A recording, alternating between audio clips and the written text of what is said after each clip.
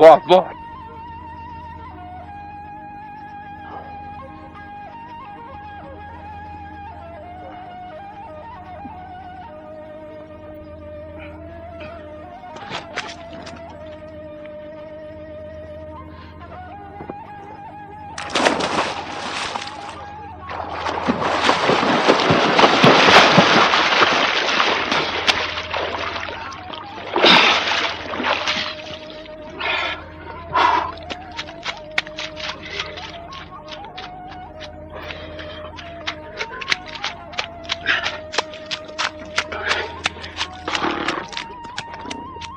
Biraz daha koşun.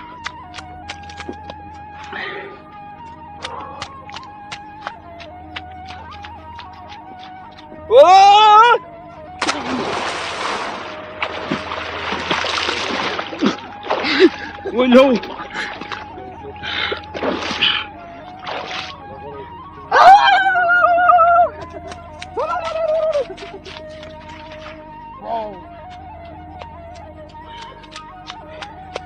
Lütfen amına koy.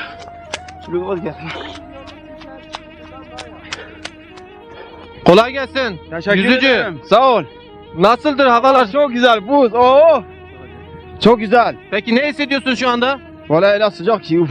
Şimdi bu buzun üzerinde, karda ve eksi en azından 30 derece soğuğun altında yüzüyorsun. Ne hissediyorsun kendini? Vallahi kendimi iyi hissediyorum. Buz çok güzel. Yüzmek her gün yüzüyorum. Ama sıcak suya da girmiyorum. Sıcak suya girdiğim zaman nefesim tutuyor. Ama soğuk suya girdiğim zaman nefesim açılıyor. Peki şimdi ilkbahardan beri karın yağmasını, buzun tutmasını bekliyordun. Buzu bekliyordum. Yani bu soğuk havada daha mı rahatsın? Bu soğuk havada nefesim açılıyor. Şu an eksi en az 30 derece var burada. Devamlı soğuk suda yüzüyorum. Soğuk sudan yani sıcak suya hiç girmiyorum. Peki sürekli spor yapıyor musun bile? Devamlı spor yapıyorum. Yani kışında spor yapıyorum. Karın içine giriyorum. Uzanıyorum. Ondan sonra suya giriyorum. Sudan çıktığım zaman bir daha spor yapıyorum. Peki Yani- hiç hastalandığın falan olmuş mu şu ana kadar? Yok olmamışım. Yani Allah nasip etmesin.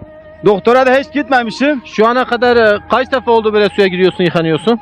Ben 15 sene de giriyorum. 15 sene sürekli böyle yıkanıyor musun soğukta? 15 sene soğuk suda yıkanıyorum. Böyle buzlu, karlı yerde. Buzlu, kar. Yani buz nerede bulduğum zaman orada yüzüyorum.